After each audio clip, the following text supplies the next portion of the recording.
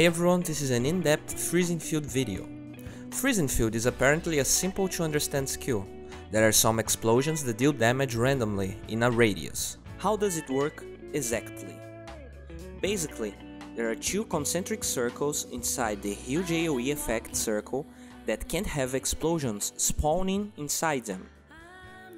One starts exactly where CM is and goes 185 radius up, and one that starts at 785 radius from CM until the end of the big AoE.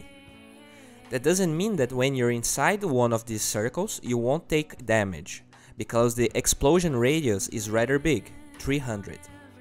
One thing to notice is that you'll always be slowed when inside the big AoE, regardless of taking damage or not.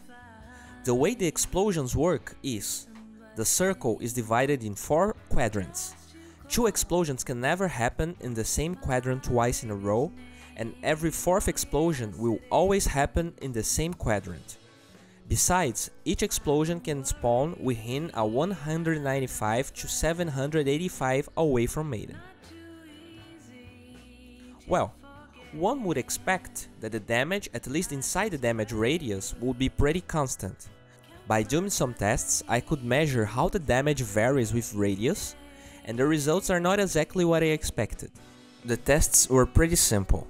I added 4 lines of centaurs, distant 9 degrees from each other, trying to mimic the quadrants I explained. After some rough calculations, I settled that each centaur measured roughly 110 units.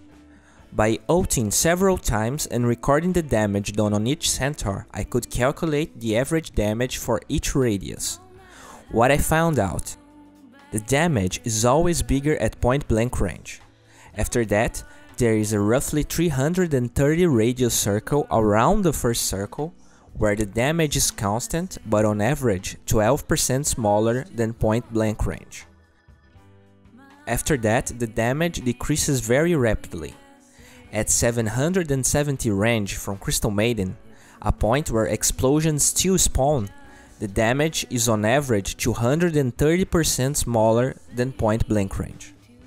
The TLDR for this video: if you have the luxury to choose where you can ult without fear of getting disabled, point blank range is always better. The damage is still pretty decent and reliable at a distance of 400 units. The damage decreases very rapidly after 400 units. At the border of the explosion radius, the damage is 230% smaller on average compared to point blank range.